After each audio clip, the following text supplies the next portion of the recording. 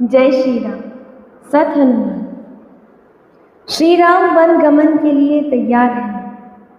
पूरा नगर कैकेयी को कोस रहा है।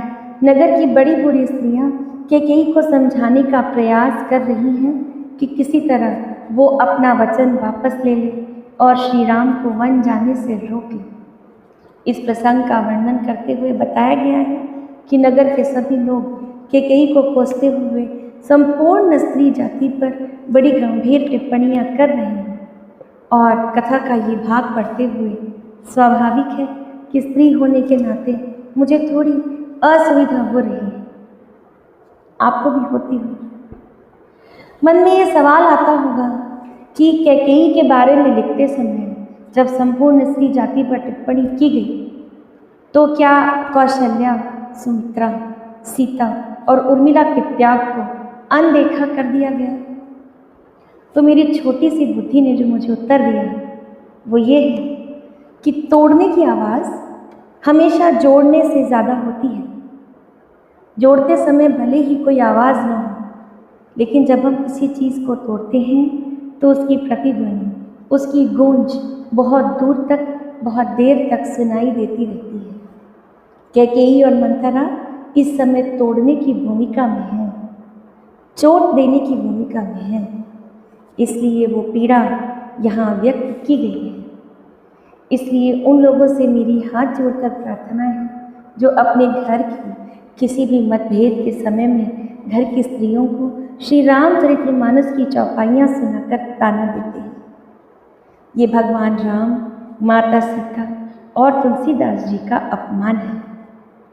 कृपया इस कवि का मान रखें, इनकी भक्ति का मान रखें और इन चौपाइयों का इस्तेमाल अपने घर के क्लेश में न करें। जी भांति शोक कलंक जाय, उपाय करि कुल पालहि, हठि पेरु रामहि जात बन जनि, बात दूसरी चालहि। जिमि भानु बिन दिन प्राण बिन तनु, चंद बिन जिमि जामिनी, तिमि अवध तुलसीदास प्रभु बिन, समझि धौजिय भामिनी। स्त्रियां कैकेयी को समझा रही हैं कि जिस प्रकार नगर भर का शोक और तुम्हारा कलंक मिटे, वही उपाय करके अपने कुल की रक्षा करो। वन जाते हुए श्री राम जी को हट करके लौटा ले, दूसरी कोई बात ना कर। तुलसीदास जी कहते हैं जैसे सूर्य के बिना दिन, प्राण के बिना शरीर और चंद्रमा के बिना रात निर्जीव तथा शोभाहीन हो जाते हैं, वैसे ही श्री रामचंद्र जी के बिना अयोध्या शोभाहीन हो जाएगी। हे भामिनी, तो अपने हृदय में इस बात को समझ कर देख तो सही। सखिन सिखावन दीन, सुनत मधुर परिणाम हित, तें कछु कान न कीन, कुटिल प्रबोधि कुबरी। इस प्रकार सखियों ने ऐसी सीख दी जो सुनने में मीठी और परिणाम में हितकारी थी, पर कुटिला कुबड़ी की सिखाई पढ़ाई हुई कैकेयी ने इस पर जरा भी कान नहीं दिया। उतरु न दे दुसह सिर रूखी, मृगिह चितव जन बाघिनी भूखी, व्याधि असाधि जानि तिन त्यागी, चली कहत मति मंद अभागी। उतरु न दे दुसह रिस रूखी।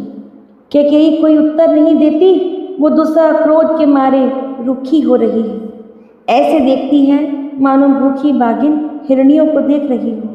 तब सखियों ने रोग को असाध्य समझकर उसे छोड़ दिया। सब उसको मंद बुद्धि अभागिनी कहती हुई चल दी। राज करत यह दैय बिगोई, कीन्ह सियस जस करी न कोई, एहि विधि बिलपहि पुर नर नारी, देहि कुचाली ही कोटिक गारी। राज्य करती हुई इस कैकेयी को देव ने नष्ट कर दिया। इसने जैसा कुछ किया वैसा कोई भी न करेगा। नगर के सब स्त्री पुरुष इस प्रकार विलाप कर रहे हैं और उस कुचाली कैकेयी को करोड़ों गालियां दे रहे हैं। जरहि विषम जर लेहि उसासा, कवनि राम बिन जीवन आसा, विपुल वियोग प्रजा अकुलानि, जनु जलचर गण सूखत पानी। लोग विषम ज्वर भयानक दुख की आग से जल रहे हैं। लंबी सांसें लेते हुए वे कहते हैं कि श्री रामचंद्र जी के बिना जीने की कौन आशा है। महान वियोग की आशंका से प्रजा ऐसी व्याकुल हो गई है, मानो पानी सूखने के समय जलचर जीवों का समुदाय व्याकुल हो। अति विषाद बस लोग लोगाई, गए मातु पहि राम गोसाई। मुख प्रसन्न चित चौगुन चाऊ, मिटा सोच जनि राखै राम। सभी पुरुष और स्त्रियां अत्यंत विषाद के वश हो रही हैं। स्वामी श्री रामचंद्र जी की माता, स्वामी श्री रामचंद्र जी अपनी माता कौशल्या के पास गए। उनका मुख प्रसन्न है, चित्त में चौगुना चाव है, चौगुना उत्साह है। ये सोच मिट गया है कि राजा कहीं रख न ले। श्री राम जी को राज तिलक की बात सुनकर विषाद हुआ था कि सब भाइयों को छोड़कर बड़े भाई समझकर मुझको ही राज तिलक क्यों दिया जा रहा है। अब माता कैकेयी की आज्ञा और पिता की मौन सम्मति पाकर राम के मन का वो सोच मिट गया है। नव गयंद रघुबीर मन, राज अलान समान। छूट जानी बन गवन सुन, उर आनंद अधिकान। सियावर राम जय जय राम, मेरे प्रभु राम जय जय राम। श्री रामचंद्र जी का मन नए पकड़े हुए हाथी के समान और राज तिलक उस हाथी के बांधने की कांटेदार लोहे की बेड़ी के समान है। वन जाना है, ये सुनकर अपने को बंधन से छूटा जानकर उनके हृदय में आनंद बढ़ गया। रघुकुल तिलक जोरी दो हाथा, मुदित माधु पद नायो माथा। दीन शीस लाई और लीन, भूषण बसन निछावर की। रघुकुल तिलक श्री रामचंद्र जी ने दोनों हाथ जोड़कर आनंद के साथ माता के चरणों में सिर नवाया। माता ने आशीर्वाद दिया, अपने हृदय से लगा लिया और उन पर गहने तथा कपड़े न्योछावर किए। बार बार मुख चुंबती माता, नयन नेह जल पुलकित गाता। गोद राखी पुनि हृदय लगाए, स्रवत प्रेम रस पयद सुहाए। माता बार बार श्री रामचंद्र जी का मुख चूम रही हैं। नेत्रों में प्रेम का जल भर आया है और सब अंग पुलकित हो गए हैं। श्री राम को अपनी गोद में बैठाकर फिर हृदय से लगा लिया। सुंदर स्तन प्रेम रस दूध बहाने लगे। प्रेम प्रमोद न कछु कही जाय, रंक धनद पद बीज नुपाई। सादर सुंदर बदन निहारी, बोली मधुर बचन महतारी। उनका प्रेम और महान आनंद कुछ कहा नहीं जाता, मानो कंगाल ने कुबेर का पद पा लिया हो। बड़े आदर के साथ सुंदर मुख देखकर माता मधुर वचन बोली। कहूँ तात जननी बलिहारी, कबहि लगन मुद मंगलकारी। सुकृतशील सुख सीव सुहाई, जन्म लाभ कई अवधि अघाई।